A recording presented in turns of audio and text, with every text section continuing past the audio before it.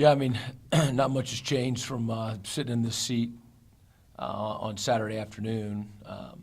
It was a great half of football, for us, and we do want to thank everybody involved with Eastern Michigan that came and supported us and made it a great homecoming weekend.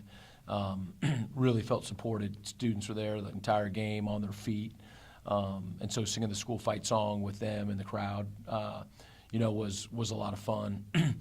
So excited to get back together with the team today, to move forward. As excited as we were on Saturday, we weren't as excited as UMass was on Saturday. They did it on the road, and they did it for the first time this year, and so we've got our work cut out for us, and that's exactly what we're going to do this afternoon is get back to work with our guys. So we're excited about that challenge. We talked about a lot about building a program and building an atmosphere, and I was looking back at the numbers, and homecoming game kind of did double the attendance. That's something that means something to you from last year. Just that's obviously there's kids and alumni are supporting what you guys are trying to do, in that kind of fashion coming out. It makes a huge difference. The pep rally Friday night, the turn it up, turn it green, people at the game and staying, and the atmosphere outside the stadium, from what I hear, was awesome.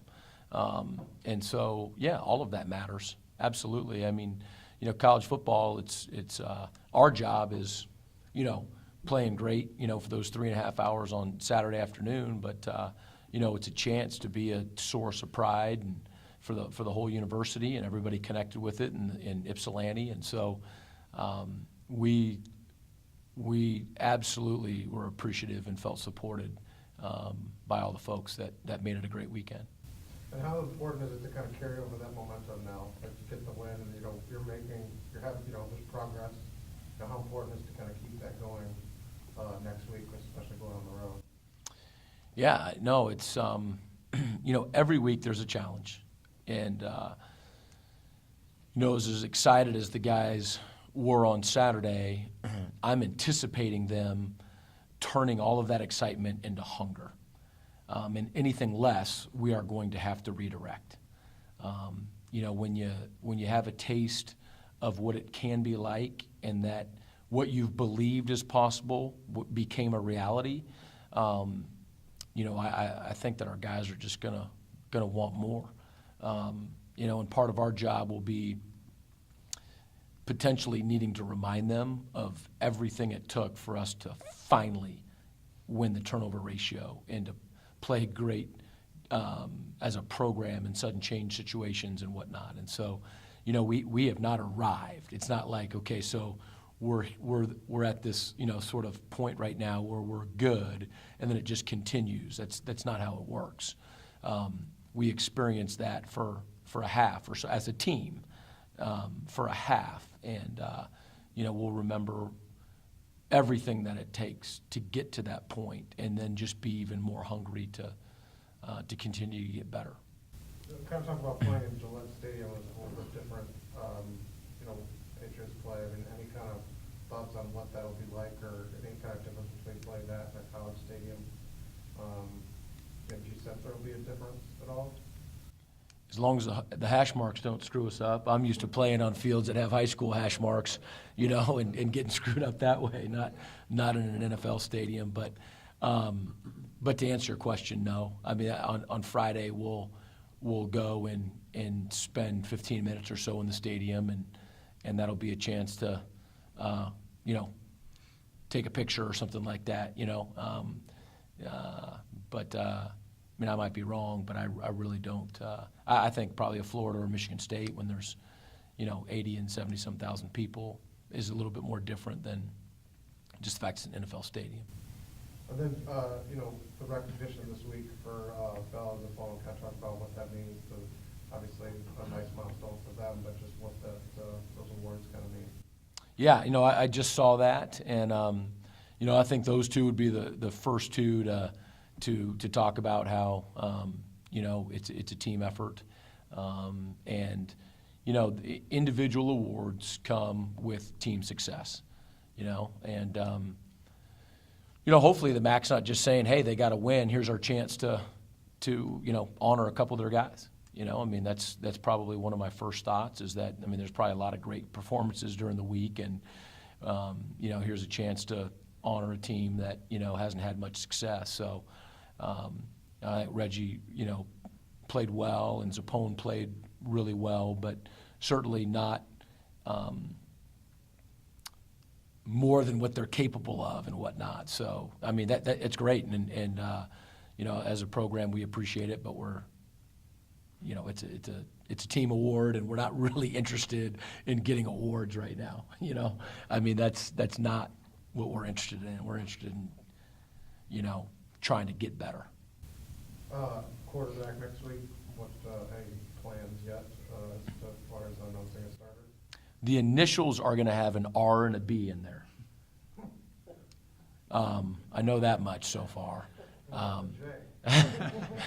So,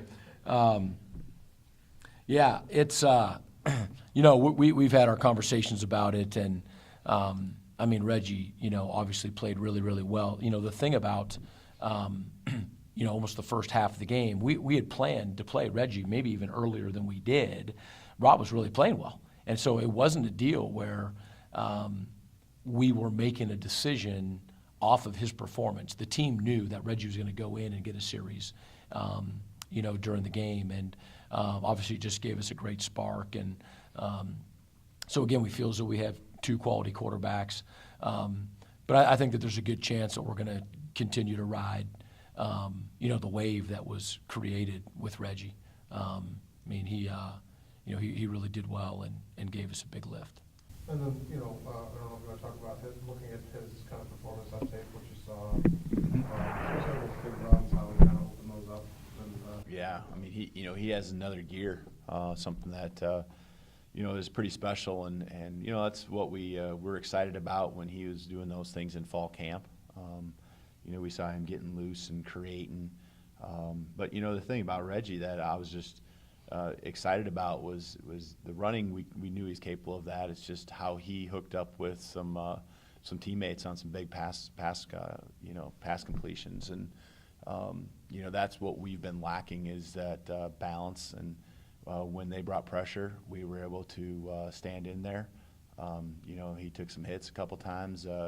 When they had one extra hat coming, zero coverage, and hit a nice completion, especially to Creel on a third down, and that's kind of when all right, we're setting pretty good, because we knew we could run it with Reggie, but at some point they're just going to load up on you. And now he was able to keep him off balance, and he hit Gibby on a great fade for a touchdown. Also, hit Gibby on another post route into the middle of the field down to the 1 or 2 yard line, and Tyrese down the sideline, and so.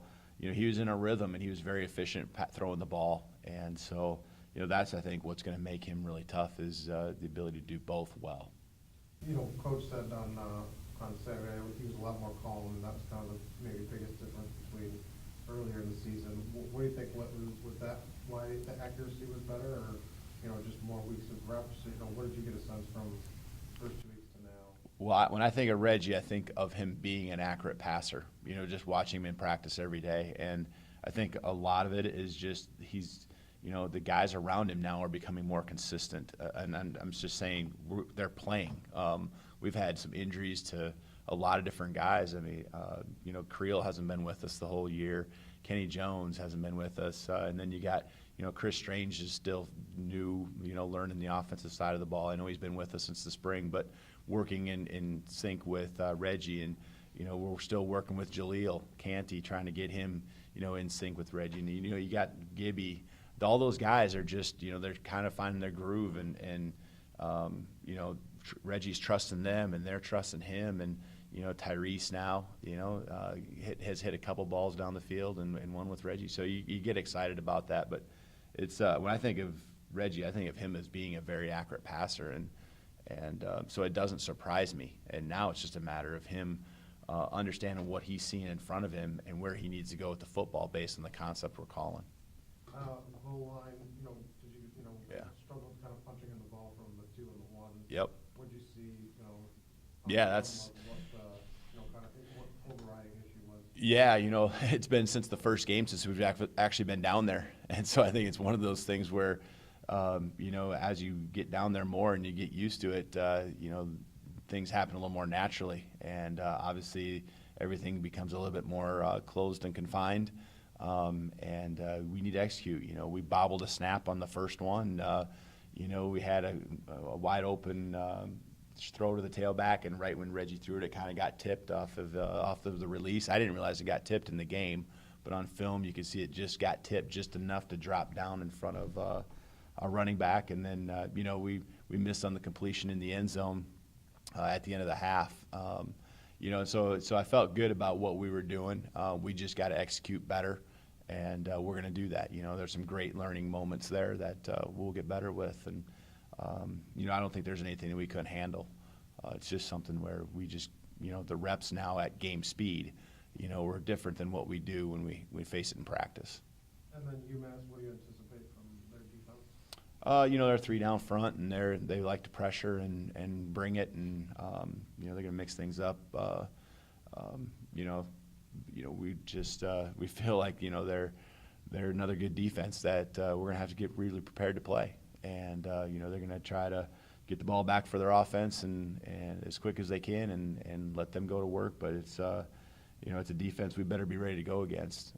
They got some stout guys up front in the box there that will do everything they can to stop the run. And I feel good about I think it's just it's really where we're at. I think we executed on Saturday, and that's the difference. If we'd executed in some other games as well as we did on Saturday, I think you'd have seen more production. And so I still, as much as it's about the defense we face, and we're going to give all the respect in the world to UMass, it's about us doing what we do and continuing to improve. And, there's a couple throws in the game on Saturday that, we made great plays on. And if it goes the other way, we're in a 3rd and long. And, now we got our backs to the wall. And so, the guys just got to understand they got to bring it every single day to practice and keep getting better. And the foundation now of what happened on Saturday should give them some confidence and something that we can be excited about when we step on the practice field tomorrow. And then defensively, want to kind of go over what you saw. The things that stand out, Coach had mentioned a little bit about sudden change. We were in some adverse situations and responded, I think, fairly well. We forced a field goal in one of those and then got an interception, a big one, when we went on the field at the 10-yard line, and then blocked field goal on another one. So I think those difficult situations was where we responded, because I don't know is that, if you look at just down in, down out, how well did we play? Not that much different, overall from the last couple weeks. The difference was in the critical situations making a play. We still gave up. Against Akron we gave up 2 big plays, but against Buffalo it was 7. So we have a lot of work to do to continue to be the defense that we want to be. But turnovers were important, and we got a couple. We can count the block field goal because we scooped it, I guess, but that's even in the gray area as far as the turnover. So, we've got to continue to do well at taking the ball away and reducing the big plays. But I like that we made the plays that we needed to in critical situations. I'll talk about the pass rush. Pat O'Connor's been, obviously very good. It seemed like the team in general was getting to the quarterback and hurrying him. Did you get a sense that was maybe a little more consistent across the board than it had been previously? Yeah, I think so. I think that, part of that, too, has to do with the back end. Him not having his first throw and his first look. If the quarterback's got to hold it off of what he expects to be able to deliver a pass to, then we got that extra chance. And so, when you're varying the rush between 3 and 4 and 5-man rushes, our goal is to have that quarterback have to post-snap think, as opposed to pre-snap know exactly what he's going to do. And so then I think,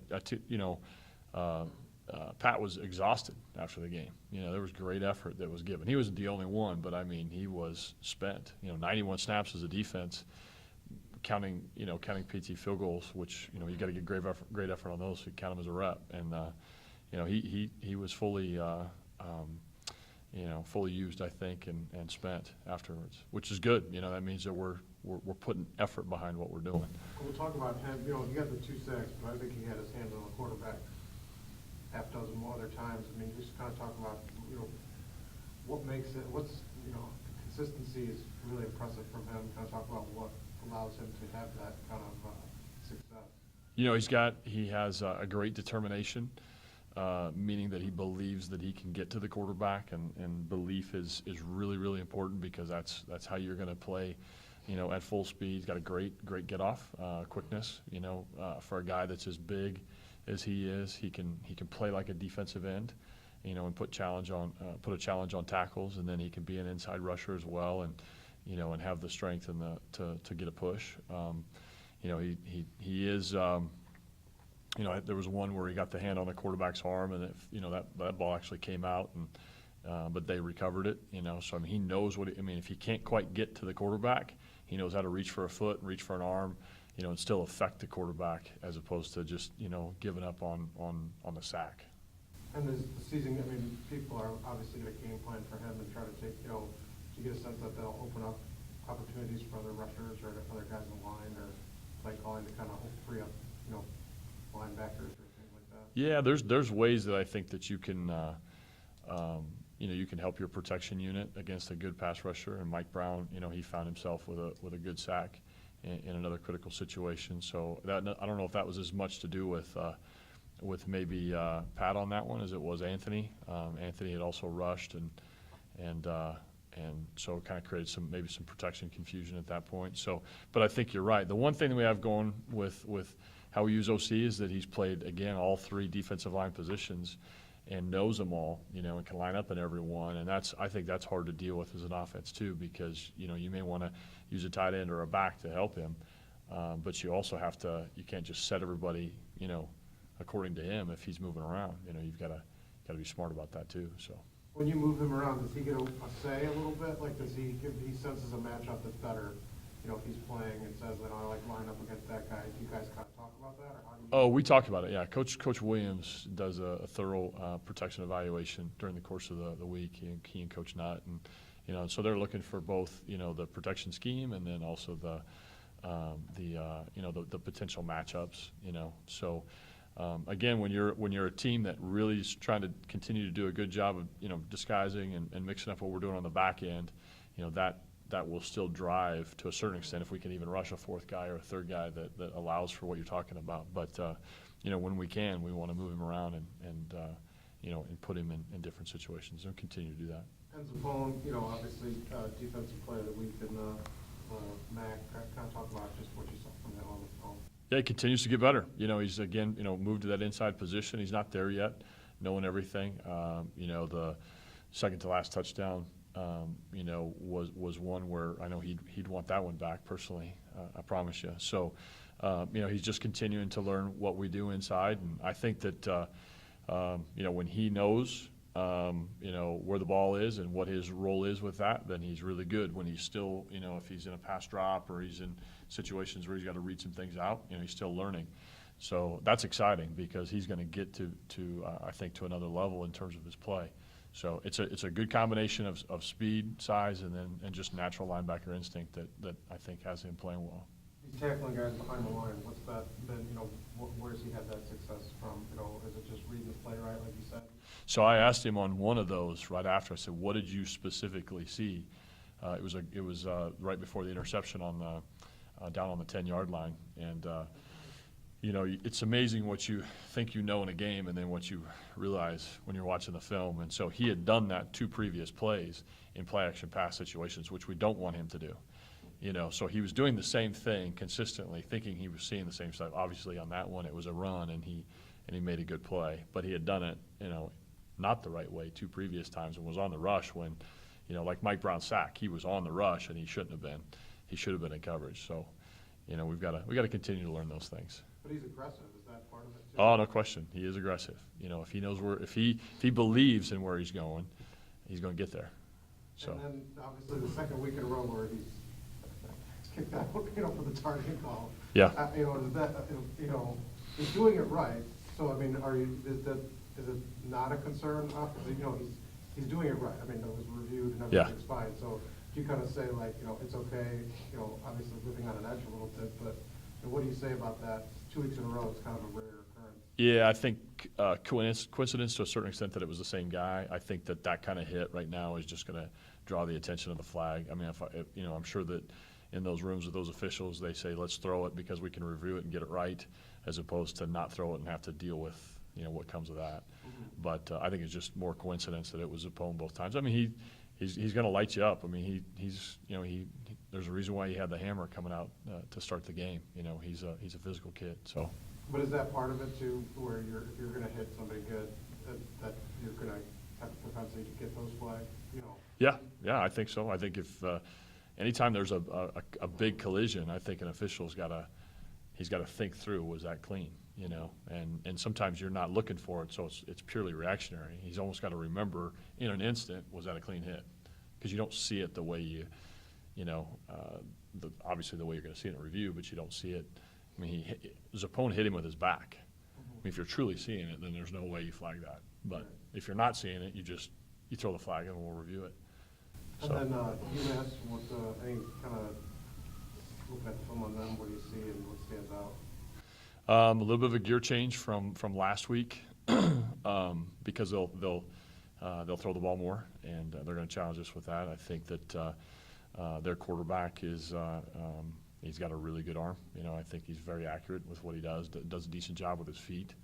And then they've been efficient with the run game as well. But I think that they'll try to formation you to a certain extent, challenge you that way to make sure that you're being disciplined, and they might be looking for matchups. I don't know if I've got that figured out completely yet, but looking for matchups. And if you're a man team, that can become problematic. We don't sit in a lot of man. So I think that we've just got to do a great job starting up front, being aligned, being gap sound, and then just forcing the decisions to be in the quarterback post snap, and keep mixing it up. A couple things from my aspect.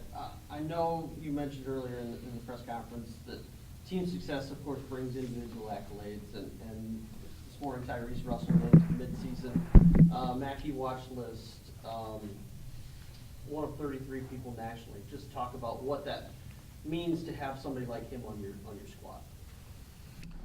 Yeah, I mean, Tyrese is one of our senior leaders, and obviously, a great talent. And so, it's fun when you can go out onto the field and there's guys sometimes where you say, you know what, kind of no matter what you have, we've got, Tyrese, or we've got OC, that gives you a certain amount of confidence, and I think it gives guys on the team a certain amount of confidence. I think that Tyrese,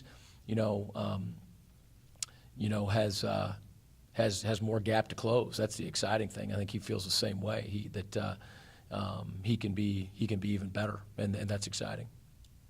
Tyler Allen, 104 yards away from the career kickoff return mark in school history. It's really one big breakaway, and he's been close a couple times. His continued development as a kick returner, along with being a wide receiver. Well, who gets that record? All the guys who've blocked for him as well, I hope. Yeah, because 1 on 11, I don't think he's anywhere close. It'd be nice if he just had one opportunity this next week to get all 104. So be tough to get. But no, with UMass's offense, I mean, they score a lot of points, and so we're going to be challenged for sure. But career records and all those things are definitely special, and that's why you have a banquet at the end of the year. To go back and to relive all of that. I think, TA would be the first to tell you, one, that the 10 other guys, selflessly blocking for him is the only way that happens. And then the second piece that I think he'd say is that, yeah, I mean, he's been doing a good job, but, I mean, we can do much better, you know, as a unit. And so, again, that's exciting. That's exciting. And, you know, we want to limit his opportunities, but when he gets them, I think everybody knows that, you know, he's electric and the ball in his hand is good for us. And that's why, you know, Coach, you know, has said, hey, let's really kind of increase his role and make him a weapon, you know, on offense. And, you know, I think that's shown here in the first half of the season that he is a weapon. And then my last question is, it's a conference game. Eastern's never had to fly for a conference game. Does that really make a much difference? I know traveling the way we do, it's not the good days where you're on a bus for however many hours, but it's a certain oddity to have to get on a plane for a conference game. Well, with this group, I mean, we're more comfortable getting on a plane than we are on a bus. we've gotten on a bus once, but we've flown. No, I guess that's not true because we went to Michigan State as well. But in conference, you know, we just had the one bus trip. So I don't, you know, we've gone through the itinerary and all that. I don't think that's relevant, you know, at all. I mean, maybe the guys that have a history will think that it's odd. But I feel as though we've done our fair share of flying already. So. Anything else? We're good? All right. Thanks a lot. Thanks, man.